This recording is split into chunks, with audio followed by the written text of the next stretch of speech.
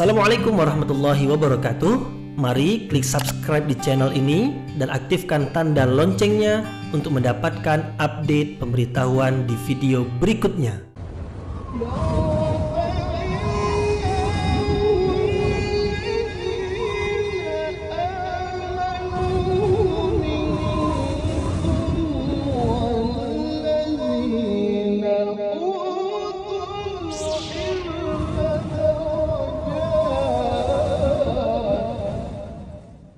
A'udzu billahi minasyaitonir rajim. Bismillahirrahmanirrahim. Assalamualaikum warahmatullahi wabarakatuh. Alhamdulillahi rabbil alamin wa bihi nasta'in ala umurid dunya waddin. Nasta'inuhu wa nastaghfiruh wa na'udzu billahi min shururi anfusina wa min sayyiati a'malina. فمن يهده الله فلا مضل له ومن يضلل فلا هادي له أشهد أن لا إله إلا الله وحده لا شريك له وأشهد أن محمدا عبده ورسوله لا نبي بعده أما بعد. Kita bersyukur kepada Allah Subhanahu wa taala yang masih melimpahkan rahmat dan nikmatnya. Kita bersyukur dengan mengucapkan alhamdulillahi rabbil alamin. Kemudian tidak lupa pula bersalawat kepada Rasulullah dengan mengucapkan Allahumma salli ala Sayyidina Muhammad wa ala ali Sayyidina Muhammad, dan bersalam kepada Rasulullah dengan ucapan Assalamu alayka ya Rasulullah.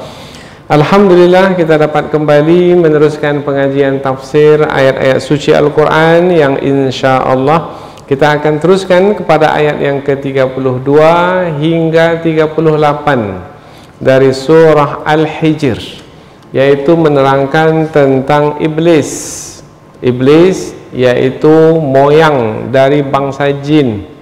Sebagaimana Nabi Adam adalah moyang dari bangsa manusia, maka iblis adalah moyang dari bangsa jin.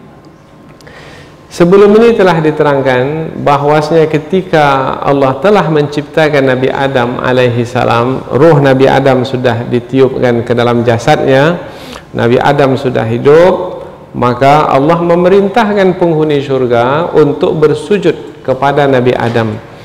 Siapa saja yang menghuni surga pada masa itu? Para malaikat dan termasuk iblis. Jadi iblis salah satu dari yang ada di surga itu. Nah, Nabi Adam diciptakan di dalam surga. Allah Subhanahu wa taala memerintahkan semua penghuni surga untuk bersujud kepada Nabi Adam. Semuanya bersujud kecuali iblis. Nah, iblis ini enggan untuk bersujud, tidak mau bersujud bersama dengan penghuni langit lainnya, penghuni surga lainnya yang bersujud kepada Nabi Adam. Nah, dalam ayat yang akan kita pelajari, Allah Subhanahu wa taala bertanya kepada iblis, apa yang menyebabkan kamu tidak termasuk ke dalam golongan mereka yang bersujud? Pertanyaan itu bukannya Allah tak tahu apa yang dijawab oleh iblis nantinya, karena Allah Maha tahu. Pengetahuan Allah meliputi dahulu, sekarang, dan akan datang. Apa yang tersimpan di dalam hati iblis itu pun Allah tahu. Nah, Allah bertanya juga, tujuannya adalah untuk supaya kita mengetahui apa sebabnya iblis itu enggan untuk bersujud kepada manusia pertama, Nabi Adam alaihi salam. Nanti kita akan menjumpai bahwasanya sebabnya adalah karena kedengkian kepada Nabi Adam dan satu lagi kesombongan. Maka sampai hari ini musuh kita itu yaitu iblis dan anak cucu yang mengikutinya sama, yaitu mereka adalah bangsa jin yang dengki kepada bangsa manusia dan satu lagi yang sombong terhadap bangsa manusia. Kedengkiannya adalah karena Allah Subhanahu wa taala memuliakan bangsa manusia. Karena kelebihan yang dimiliki oleh bangsa manusia membuat iblis itu dengki. Kemudian satu lagi yang membuat iblis itu sombong adalah karena menyangka bahwasanya asal penciptaannya yang dari api itu lebih baik dari Nabi Adam yang asal penciptaannya dari tanah. Nah, dia buat kesimpulan sendiri bahwasanya api lebih baik dari tanah. Padahal sudah kita terangkan sebelum ini, belum tentu lagi api itu lebih baik dari tanah, karena semuanya adalah ciptaan Allah. Api ciptaan Allah, tanah ciptaan Allah, maka semuanya adalah baik. Kemudian apabila dari api dan tanah itu diciptakan bangsa jin dan bangsa manusia, maka baik buruknya seseorang itu, makhluk itu adalah bergantung kepada bukan asal kejadian, tetapi keimanan dan ketakwaannya kepada Allah Subhanahu wa taala. Apabila bangsa manusia beriman, bertakwa kepada Allah, maka lebih baik berbanding bangsa jin yang tidak beriman, tidak bertakwa. Begitu juga sebaliknya, bangsa jin yang beriman dan bertakwa, karena ada juga dari kalangan bangsa jin itu yang tak mau mengikuti jejak langkah iblis. Mereka ketika Rasul diutus, mereka percaya dan mengikuti ajaran para Rasul, maka mereka beriman kepada Allah. Jadi bangsa jin itu ada juga yang beriman. Minnal muslimun, di antara kami ada juga yang beragama Islam. Nah, yang beragama Islam, yang beriman dari kalangan bangsa jin tentunya adalah lebih baik berbanding yang kafir dari kalangan bangsa manusia. Nah, jadi letak kelebihan itu bukan pada asal kejadian, tetapi pada keimanan dan ketakwaan. Nah, dalam ayat yang akan kita pelajari nanti, yaitu Allah Subhanahu wa taala menerangkan tentang hinanya kedudukan iblis, disebabkan karena kedengkian dan kesombongan, tidak mau bersujud kepada Nabi Adam. Tidak mau bersujud itu sebenarnya adalah kekufuran. Apa sebab? Sebab yang memerintahkan untuk bersujud itu adalah Allah Subhanahu wa taala. Jadi sebenarnya persoalannya bukan persoalan bersujud. Persoalan yang sebenarnya yang pokok dan yang utama adalah ingkar kepada yang memerintahkan untuk bersujud. Nah, yang memerintahkan untuk bersujud itu adalah Allah Subhanahu wa taala.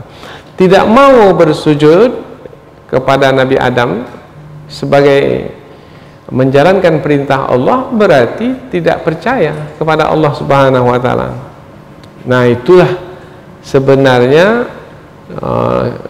kehinaan atau kesalahan besar dari iblis. Maka yang diterima oleh iblis sebagai balasan dari sisi Allah adalah iblis itu dikutuk oleh Allah atau dilaknat oleh Allah Subhanahu wa taala, dijauhkan dari rahmat.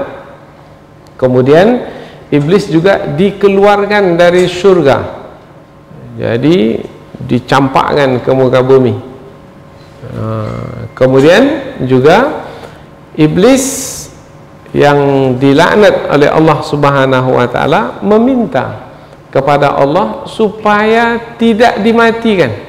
Artinya kematiannya itu ditangguhkan atau dipanjangkan umurnya sampai hari kiamat. Nah, kalau hari kiamat berarti sampai sangkakala pertama. Karena ditiup sangkakala pertama, maka alam semesta ini akan hancur binasa. Kemudian ditiup sangkakala kedua, maka diciptakan lagi langit-langit yang baru, bumi-bumi yang baru, kemudian manusia dibangkitkan. Nah, iblis meminta kepada Allah supaya ia tidak dimatikan sampai kiamat. Allah pula memperkenankan permintaan iblis itu. Maka sampai hari ini iblis masih hidup? Masih. Sudah mati? Belum.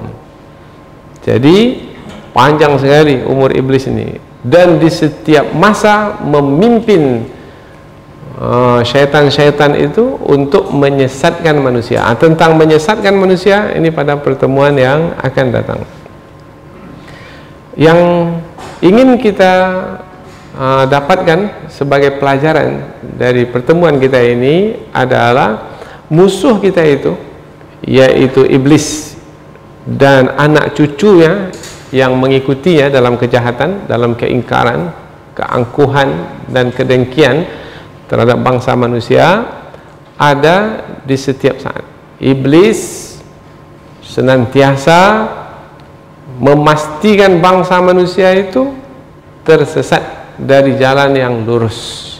Nah, jadi kita dengan mempelajari berkaitan dengan iblis ini menjadi mengenali siapa musuh kita yang sebenarnya. Maka kita mesti berhati-hati dan berwaspada setiap saat, berhati-hati dan berwaspada.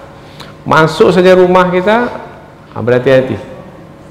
Jangan katakan tak ada orang di rumah. Ada yang menghuni rumah kita. Orang dari kalangan manusia memang tak ada, tetapi bangsa jin ada menghuni rumah kita. Maka bacalah, ucapkanlah salam, Assalamualaikum warahmatullahi wabarakatuh. Nah, yang kafirnya itu nanti akan pergi. Nah, kalau ada yang menghuni itu yang beragama Islam, yang beriman. Nah, kemudian baca Quran di rumah kita.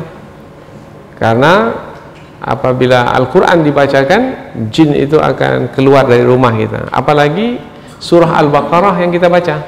Karena ada hadis Nabi, innal baital ladzi tuqra'u fihi al-Baqarah la yuqarribuhu syaitan. Rumah yang di dalamnya dibacakan surah Al-Baqarah. Surah Al-Baqarah itu panjang juga ya. Nah, tetapi tak semestinya sekali duduk habis semua, anda. Ya, bacalah seberapa mampu kita. Lapang rasanya, maka baca agak banyak. Sesungguhnya rumah yang dibacakan di dalamnya surah Al-Baqarah tidak akan didekati oleh syaitan. Jadi jangankan memasuki rumah tersebut, mendekatinya saja syaitan sudah tak mampu. Maka kita mesti menjaga rumah kita dari syaitan, dari gangguan syaitan yang terkutuk itu. Ketika kita makan umpamanya, jangan dikatakan syaitan tak ada. Di tempat kita makan itu ada. Nah, dia menanti dari kita. Apakah kita langsung menjamah makanan itu, menyantap makanan itu? Kalau ya begitu, maka syaitan akan makan bersama dengan kita. Nah, bagaimana supaya syaitan itu tidak bisa makan bersama kita? Ucapkan bismillah di permulaan makan itu. Bismillahirrahmanirrahim. Syaitan mengatakan, tak ada makanan kita di sini. Tidak ada minuman kita di sini. Maka dia akan pergi menjauh dari rumah tersebut. Maka kita mesti berhati-hati di rumah kita, dimanapun, karena syaitan itu ada di mana-mana.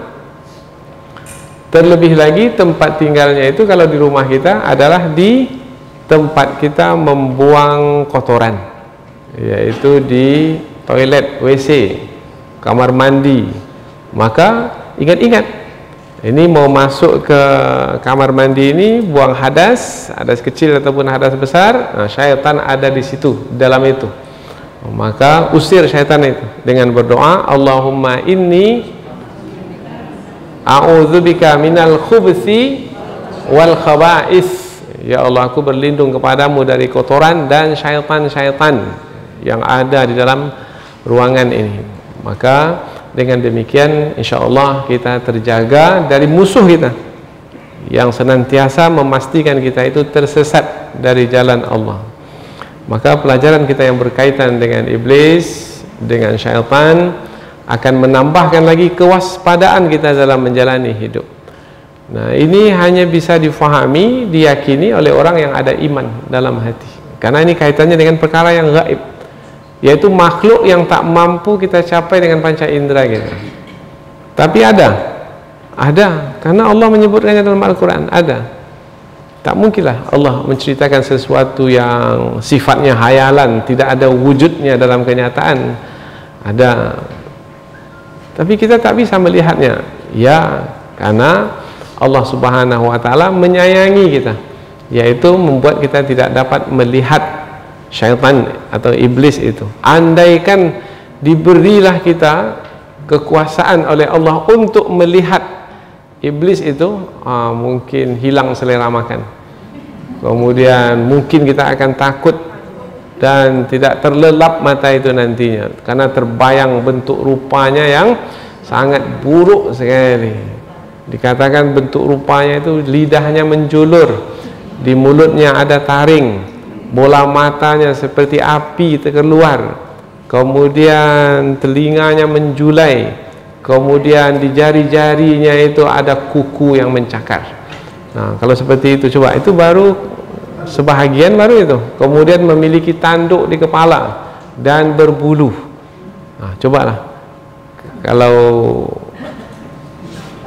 ternampaklah oleh kita, mungkin lama terbayang dan membuat kita tidak nyaman lagi menjalani hidup. Maka kasih sayang Allah tutup pandangan kita sehingga tidak dapat melihat bangsa jin itu. Jangan minta pula untuk diperlihatkan.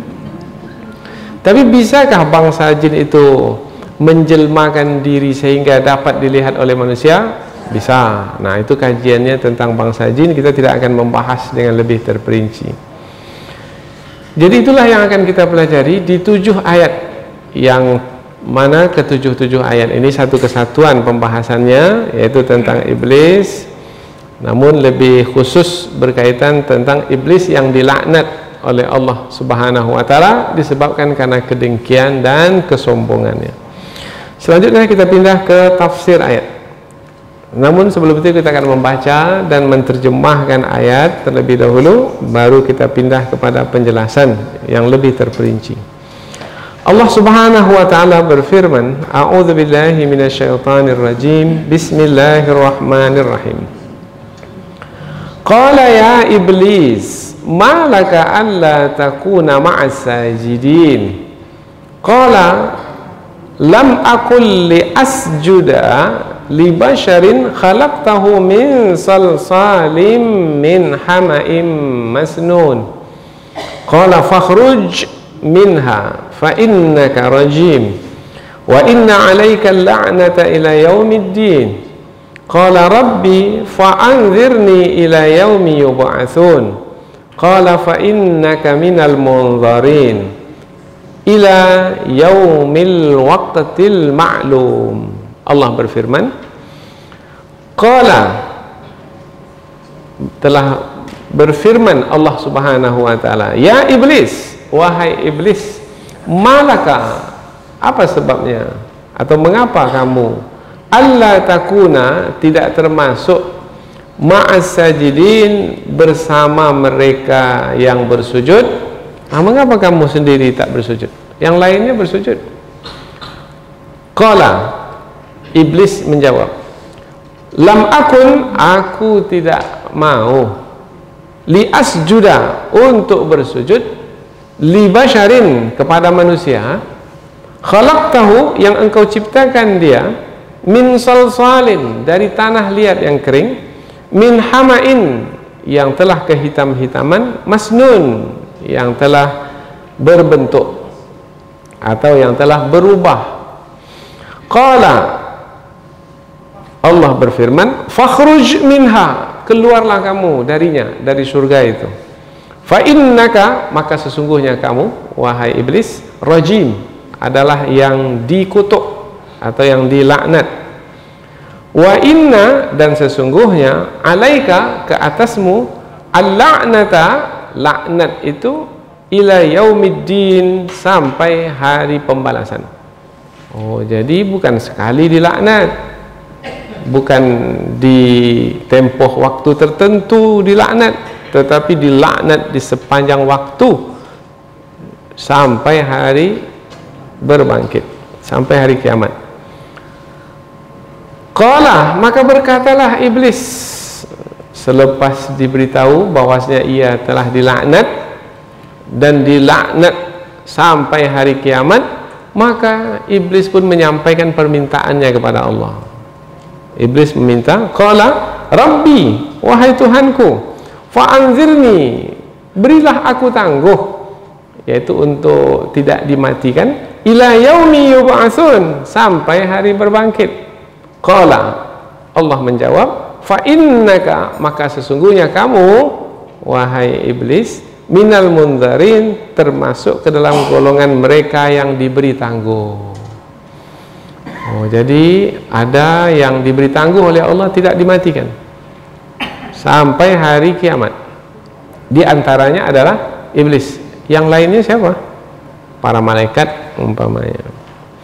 Seperti ada malaikat yang mengangkat arasy Allah Subhanahu wa taala. Ila yaumil waqtil ma'lum.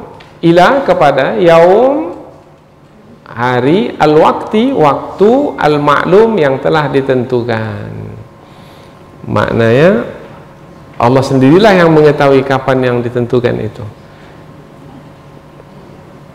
Yaitu boleh jadi ada di antara mereka itu yang dimatikan oleh Allah, tapi yang iblisnya itu tidak dimatikan sampai hari kiamat. Tetapi yang lainnya ada yang dimatikan karena iblis memiliki pasangan, kemudian berkawin, beranak pinak, ada jantan, ada betina.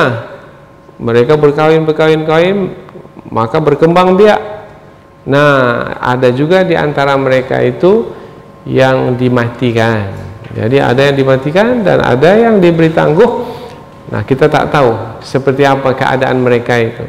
Hanya yang diberitahukan kepada kita, iblis, moyangnya bangsa jin itu tidak dimatikan sampai hari kiamat.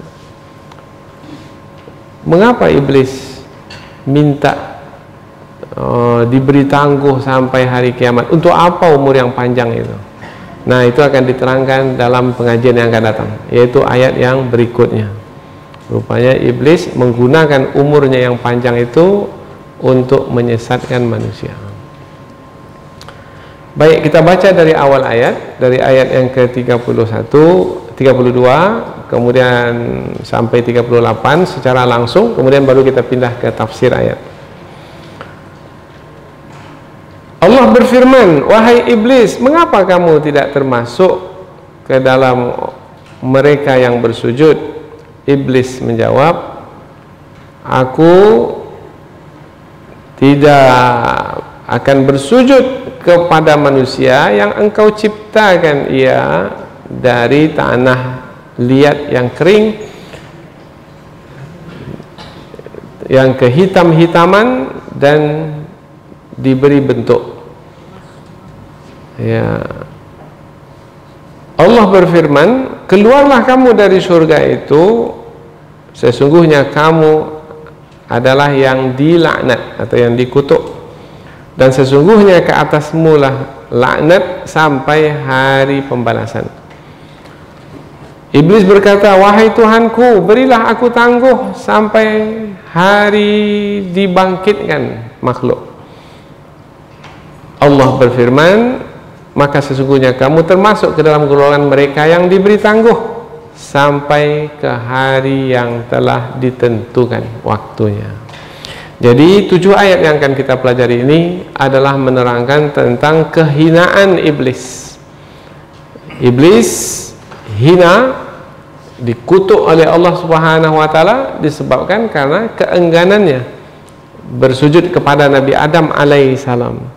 Dan ketika Allah bertanya kepadanya mengapa tidak mau bersujud kepada Nabi Adam, maka iblis beralasan bahwasanya ia lebih baik dari Nabi Adam alaihissalam. Bermakna iblis telah memperlihatkan kesombongannya, dan sebenarnya kesombongan itu juga datang dari kedengkiannya kepada Nabi Adam alaihissalam, kepada bangsa manusia. Maka pelajaran bagi kita, hati-hati kita memiliki musuh. Musuh itu tak terlihat. Musuh kita itu memiliki sifat dengki dan sifat sombong. Hati-hati, mereka tidak pernah lalai dari menyesatkan manusia, mulai dari manusia pertama sampai kita pada hari ini. Dan terbukti nanti dalam pengajian berikutnya, terbukti Nabi Adam dapat ditipu dan diperdaya oleh iblis. sehingga Nabi Adam alaihissalam terlupa larangan Allah, yaitu ketika Allah melarang Nabi Adam dan Hawa untuk mendekati sebatang pohon, rupanya Nabi Adam mendekatinya. Nah, mengapa Nabi Adam menjadi lupa? Iblislah yang membuat Nabi Adam itu lupa. Nah, jadi pelajaran yang sangat berharga, hati-hati. Apakah kalau kita sudah sampai ke masjid ini, syaitan itu tak masuk? Tak masuk ke ruangan ini? Masuk, dekat dengan kita, di pelupuk mata kita itu, ditutupnya kelopak mata kita itu, sehingga berat sekali untuk dibuka. Siapa yang membuat kita itu menjadi malas, menjadi hilang semangat, menjadi mengantuk? Boleh jadi musuh kita, yaitu syaitan yang terkutuk. Jadi dengan mempelajari tentang makhluk yang Allah ceritakan yang kita tidak mengetahuinya, maka kita menjadi lebih berhati-hati, karena boleh jadi kita tidak diganggu oleh makhluk yang nyata, tetapi kita diganggu oleh makhluk yang gaib. Nah, mungkin manusia tak mengganggu kita, tetapi boleh jadi yang mengganggu kita itu yang tidak terlihat oleh mata. Ya. Dan bisakah syaitan itu, kalau tadi kita sebutkan masuk ke rumah kita bisa, sekarang ini syaitan itu bisa tidak masuk ke dalam tubuh kita? Bisa. Dan syaitan itu bisa bergerak, berjalan di dalam pembuluh darah kita. Yajri majrad dami, berjalan seperti berjalannya darah kita di pembuluhnya. Begitulah syaitan itu punya kemampuan untuk masuk ke dalam diri kita. Tetapi syaitan pilih-pilih juga orang yang akan dia masuki itu. Sebab apabila seseorang itu selalu berzikir mengingat Allah, maka dia tidak akan mungkin mampu bertahan di dalam diri orang tersebut. Maka apabila orang senantiasa mendekatkan diri kepada Allah, beribadah kepada Allah, maka syaitan tidak akan mungkin mampu mengganggunya, mendekatinya pun tidak. Masih ingat kisah tentang Umar bin Khattab? Umar apabila berjalan di satu jalan, maka syaitan akan mencari jalan yang lain, tak mau berpapasan dengan Umar, karena takut akan mendapatkan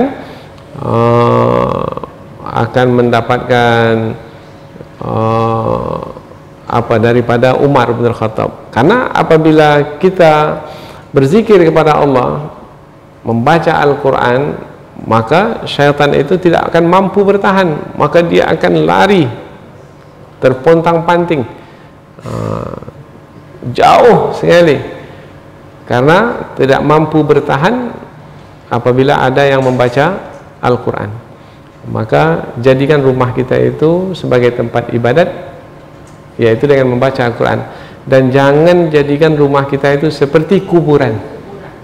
Kuburan yaitu tempat orang mati, tak ada lagi bacaan-bacaan di sana. Maka hiasi rumah kita itu dengan bacaan Al-Quran, supaya syaitan, iblis menjauh dari rumah kita. Baik, kita pindah ke tafsir ayat, yaitu penjelasan yang lebih panjang dari ayat. Kita mulai dari ayat yang ke-32.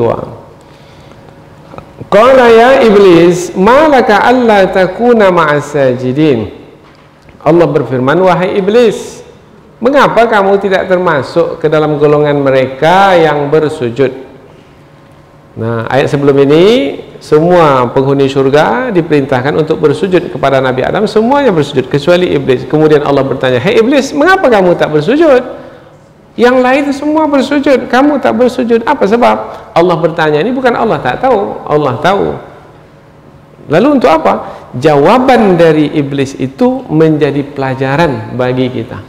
Nah, jadi Allah memberitahukan tentang iblis itu bukan dari sisi Allah, tetapi Allah memberitahukan tentang iblis itu kepada kita dari mulut iblis itu sendiri, yaitu iblis itu adalah yang angkuh, yang sombong, dan yang dengki kepada bangsa manusia. Wahai iblis, mengapa kamu tidak termasuk ke dalam mereka yang bersujud? Qala, ini dia jawabannya. Lam akul li asjuda li basharin, aku tidak akan bersujud kepada manusia. Aku tidak akan bersujud. Lam akun li asjuda. Di antara ulama tafsir menjelaskan makna dari lam yang ada di situ, li asjuda itu lamut taukid, lam untuk menerangkan penekanan. Jadi iblis itu memberikan penekanan dalam ucapannya kepada Allah. Ya Allah, mengapa aku tidak termasuk ke dalam golongan yang bersujud? Sebab aku tidak akan bersujud. Tidak akan. Tidak akan itu dia penekanan. Tidak akan bersujud kepada makhluk yang diciptakan dari tanah. Berarti jawaban iblis itu adalah kesombongan. Jadi yang kita hadapi itu adalah manusia yang sombong. Kalau menghadapi manusia yang sombong, oh berat sekali. Macam dia saja yang punya dunia ini semua. Nah, dia yang paling kaya, dia paling pandai, dia paling kuat, dia paling hebat, dia paling. Nah, orang seperti itu biasanya kalau sudah sombong menguasai diri seseorang, mungkinkah bisa diperingatkan? Tak akan berguna peringatan. Mungkinkah dinasihati? Tidak akan menerima nasihat. Bahkan apabila kita nasihati, bertambah lagi kesombongannya, tambah kesombongannya. Maka kalau kita berhadapan dengan orang yang sombong, tidak usah panjang-panjang ucapan kita dengan orang yang sombong itu. Diam saja, lebih bagus. Tarkul jawabi alal jahili jawabun. Tidak menjawab kepada orang yang sombong itu adalah jawaban.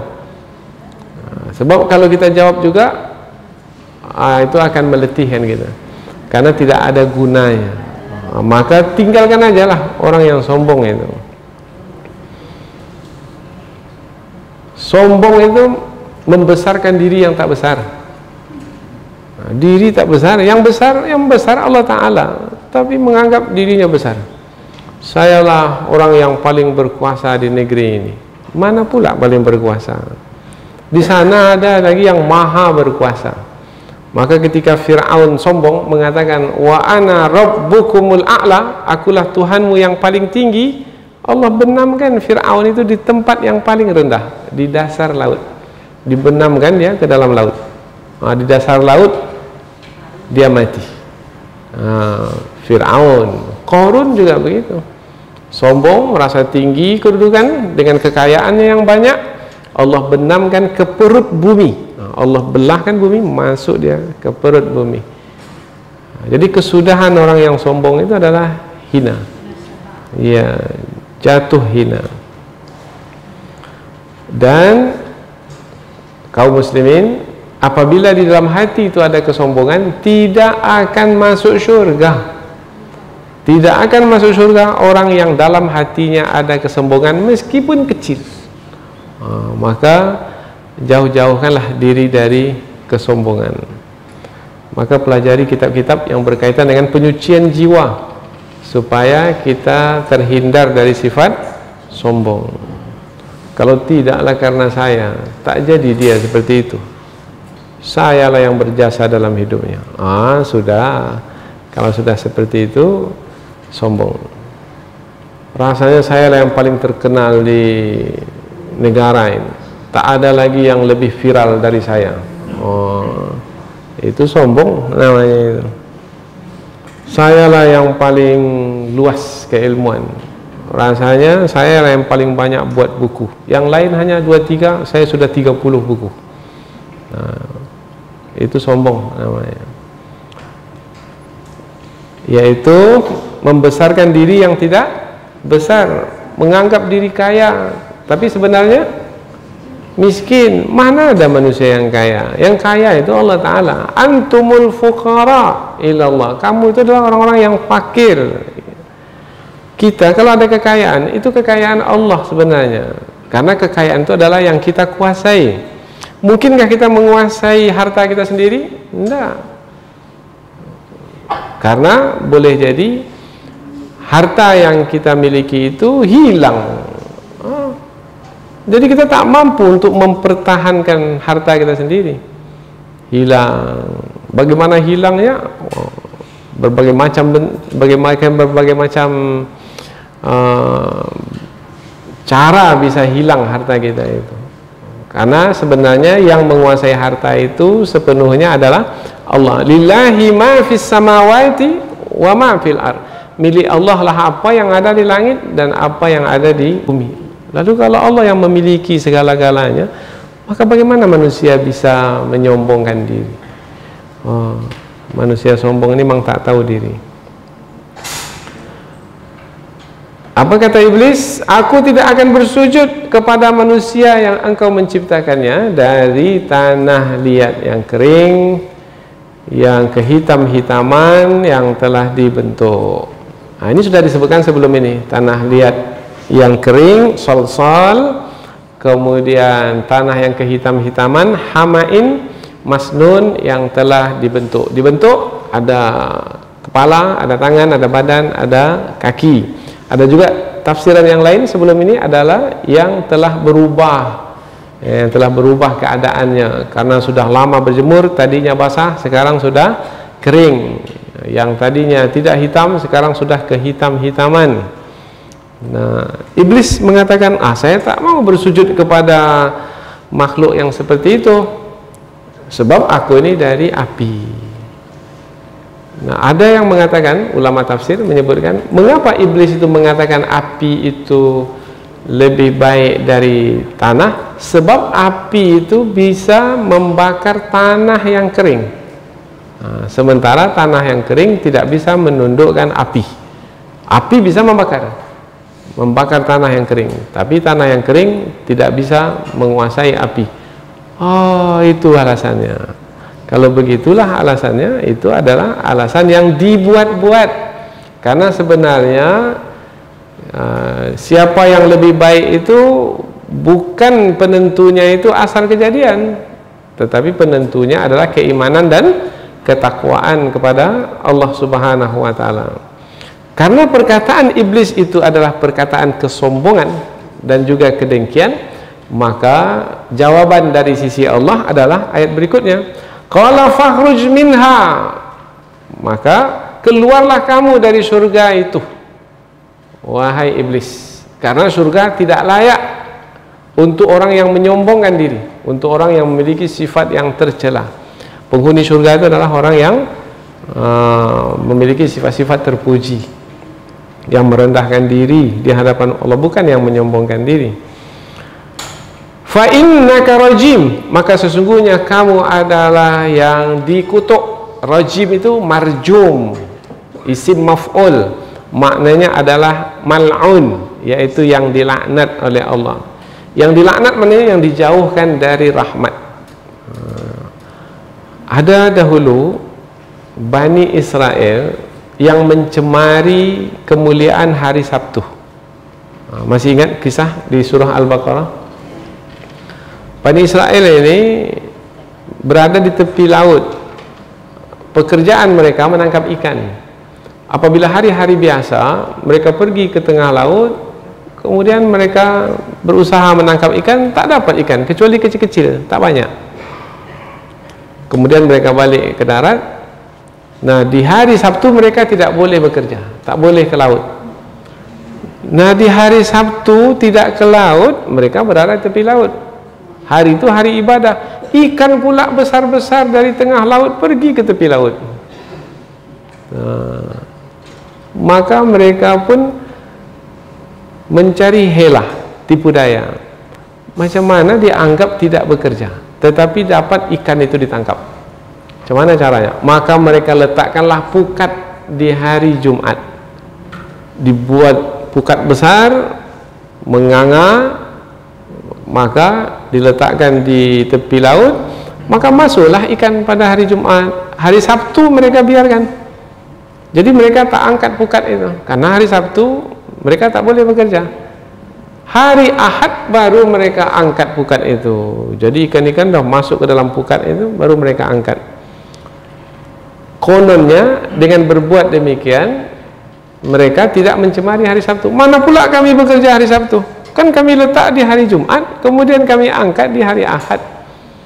Nah, sebenarnya bekerja itu adalah mulai dari permulaan meletak pukat sampai diangkat pukat itu. Itulah dia bekerja. Berarti mereka bekerja Jumat, Sabtu, Ahad. Maka karena mereka telah mencemari kemuliaan hari Sabtu, hari ibadah, maka Allah melaknat mereka. Nah, laknat ini membahasan tentang makna laknat, yaitu wajah mereka, bentuk rupa mereka, yaitu bentuk rupa manusia. Bentuk rupa manusia ini bentuk rupa yang bagus, baik. Laqad khalaqnal insana fi ahsani taqwim. Sesungguhnya kami telah menciptakan manusia dalam bentuk rupa yang terbaik. Allah laknat Bani Israel itu berubah diri mereka itu, bentuk rupa mereka itu menjadi kera. Kunu kiradatan khasiin. Jadilah kamu monyet-monyet yang hina. Maka serta-merta ketika itu tubuh atau bentuk rupa dari Bani Israel yang menyemari hari Sabtu itu, yang mencemari hari Sabtu itu, berubah menjadi kera-kera yang hina. Nah, berubahnya bentuk rupa dari bagus kepada buruk itu adalah laknat dari sisi Allah. Nah, jadi bentuk rupa kita seperti sekarang ini adalah bentuk rupa yang terbaik. Nah, maka jagalah bentuk rupa yang terbaik ini. Jangan berperangai seperti syaitan pula, mencemari kemuliaan ajaran agama yang suci ini. Maka nanti Allah rubah, nanti Allah laknat, maknanya Allah rubah. Apa yang Allah rubah? Mungkin bentuk rupa tidak dirubah, tetapi boleh jadi perangainya dirubah. Maka orang pun melihat mukanya saja orang tak suka. Padahal mukanya tampan, tapi orang lain tak suka. Orang merasa jijik menengok mukanya itu. Apa sebab? Sebab Allah telah melaknatnya. Rajim, maknanya dilaknat. Maka mudah-mudahan kita dijauhkan dari laknat. Mudah-mudahan kita terjaga dari laknat, terhindar dari laknat. Kalau disebut laknat bermakna dijauhkan dari rahmat. Jadi lawan rahmat itu laknat. Siapa yang diberi rahmat oleh Allah, maka dia akan mendapatkan kebaikan yang banyak. Tetapi apabila Allah menahan rahmatnya, kemudian menetapkan laknatnya, maka manusia akan menderita dan juga mungkin celaka. Wa inna alaika la'nata ila yaumiddin. Dan sesungguhnya ke atasmu wahai iblis laknat sampai hari pembalasan, hari akhirat. Oh, jadi hidup iblis itu, hidup iblis mulai dari dahulu hingga sekarang sampai hari berbangkit, hidupnya itu adalah hidup yang dilaknat oleh Allah Subhanahu wa taala. Berarti tidak ada kebaikan dalam kehidupan iblis itu. Tidak ada manfaat dari kehidupan iblis itu. Karena kehidupan iblis itu, kehidupan yang dijalani oleh iblis adalah kehidupan tanpa rahmat Allah. Karena dilaknat itu adalah tidak diberinya rahmat oleh Allah Subhanahu wa taala. Jadi itu sudah menjadi ketetapan Allah. Iblis hidup dengan iblis hidup tanpa rahmat Allah. Berarti iblis itu hidupnya dilaknat oleh Allah Subhanahu wa taala. Maka iblis pula apabila sudah ditetapkan sebagai makhluk yang dilaknat oleh Allah, maka dia pun meminta kepada Allah. Qala, iblis berkata, Rabbi, wahai Tuhanku, fa'anzirni, berilah aku tangguh. Artinya jangan matikan aku, ila yaumi yub'atsun, sampai hari berbangkit. Karena aku telah ditetapkan sebagai makhluk yang dilaknat, maka Aku tidak mau aku saja yang dilaknat, aku juga mau manusia itu juga dilaknat. Yaitu bagaimana caranya? Maka aku akan sesatkan manusia itu. Mana-mana nanti manusia yang berhasil kusesatkan, maka dia pun juga akan dilaknat oleh Allah Subhanahu wa taala. Jadi aku tak sendiri dilaknat. Ada juga teman-temanku dilaknat, yaitu teman-teman iblis dari kalangan manusia. Nanti berkumpullah bersama iblis di dalam neraka. Qala, iblis berkata, Rabbi, wahai Tuhanku. Berarti iblis itu tahu juga ya bahwasanya yang memberikan kehidupan dan yang menetapkan kematian itu adalah Allah. Jadi iblis pun juga mengenal Allah.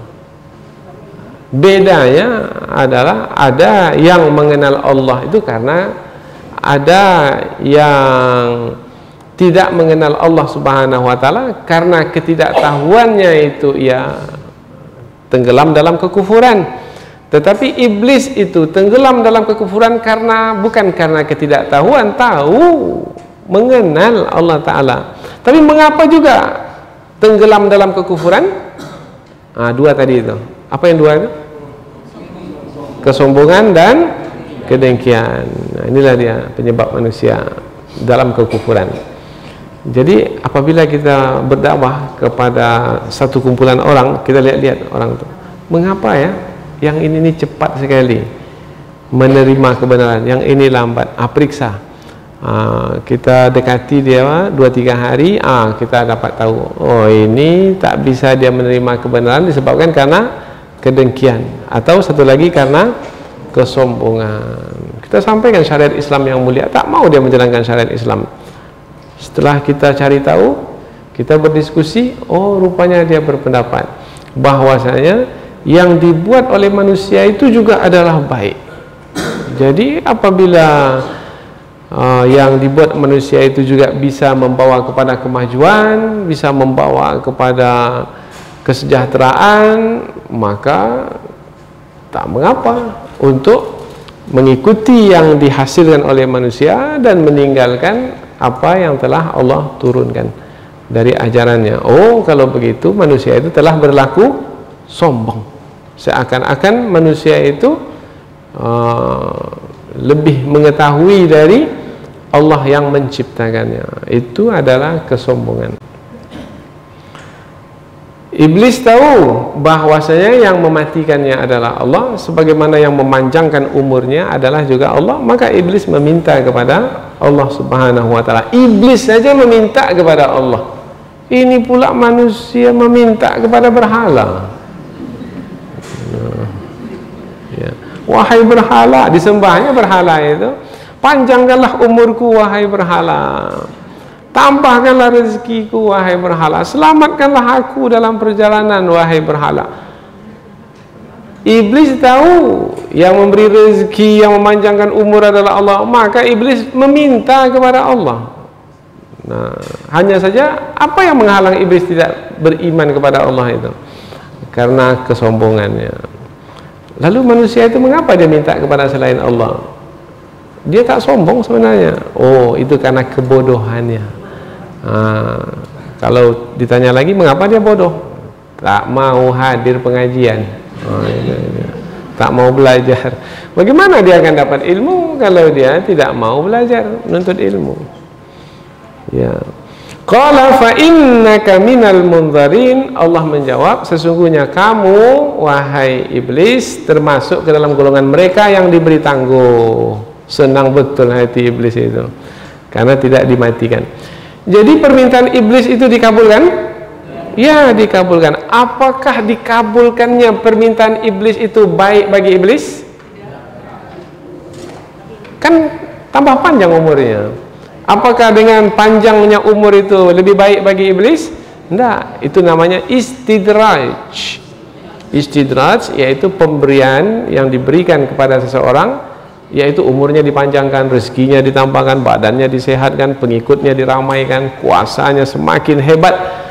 Tapi jangan dianggap semua itu baik. Boleh jadi semua itu adalah supaya lebih banyak lagi melakukan kejahatan. Itu namanya istidraj. Semakin lebih banyak melakukan kejahatan, semakin banyak pula balasan nanti akan didapatkan. Maka nanti semakin dibenamkan ke dalam api neraka, semakin berat siksaan yang akan diterima. Jadi kalau begitu, baikkah panjang umur itu? Belum tentu. Baikkah harta yang banyak itu? Belum tentu. Boleh jadi semua itu adalah istidraj, bukan untuk memuliakan seseorang, tapi untuk lebih menghinakan seseorang. Ila yaumil waqtil ma'lum, yaitu diberi tangguh, tidak dimatikan sampai hari waktu yang telah ditentukan. Ulama tafsir menyebutkan sampai hari yang ditentukan itu hari apa? Hari kiamat. Hari kiamat itu kapan terjadi? Dengan ditiupnya sangkakala yang pertama. Ada berapa sangkakala pada masa nanti dunia ini sudah berakhir? Ada 2 sangkakala. Sangkakala pertama itu ditiup oleh Israfil radhiyallahu anhu, yaitu malaikat yang meniup sangkakala, maka semua alam semesta ini hancur binasa. Kullu man 'alaiha fan wa yabqa wajhu rabbika dzul jalali wal ikram. Setiap yang ada di alam semesta ini fana, hancur, binasa dengan sangkakala pertama, kecuali zat Allah Subhanahu wa taala yang mulia. Setelah itu baru ditiup lagi sangkakala kedua. Berapa jarak antara sangkakala pertama dengan kedua? Ma bainan nafkhataini arba'un. Di antara 2 sangkakala itu 40. Ada yang mengatakan 40 hari. Ada yang mengatakan 40 tahun. Kalau disebut 40 tahun, 1 tahun berapa hari? 360 hari. Bermakna selama 40 tahun kiamat itu terjadi. Langit yang ada sekarang ini meleleh, jatuh, hancur. Bumi yang kita huni sekarang ini berterbangan seperti debu. Begitulah keadaan berapa lama? 40 hari atau 40 tahun. Itulah yang disebut dengan kiamat. Jadi kiamat itu lama juga? Ya, lama juga kiamat itu. Itu hitungan harinya gimana lagi itu? Kan matahari sudah nggak terbit terbenam lagi. Maka ada yang mengatakan hitungan hari pada masa itu seperti yang disebutkan dalam Al-Quran, yaitu hari di sisi Allah itu 1 hari sama dengan 1000 tahun yang kamu hitung. Ada lagi di ayat yang lain, yaitu 50.000 tahun seperti yang kamu hitung. Jadi kiamat itu antara 2 sangkakala itu lama juga. Bagaimana? Sudah siap bekal untuk menghadapi kiamat? Apa bekalnya? Tak ada bekal yang lain kecuali amal soleh. Amal soleh itulah yang kita bawa sebagai bekal. Rumah hancur, harta benda yang banyak terbang seperti debu. Ahli keluarga pergi lari. Yauma yafirrul mar'u min akhihi. Setiap orang itu akan lari dari saudaranya, dari ibu dan bapaknya, dari istri dan anaknya. Masing-masing bawa diri masing-masing. Itu hari kiamat itu. Lalu ada yang punya anak, menyusukan anak. Yang menyusukan anak itu ditinggalkannya anak yang disusukannya itu. Kemudian ada yang mengandung, anaknya masih di dalam rahimnya, gugur. Semua bertempiaran lari. Kemana larinya? Entah kemana lari. Mau menyelamatkan diri, tapi semua hancur binasa.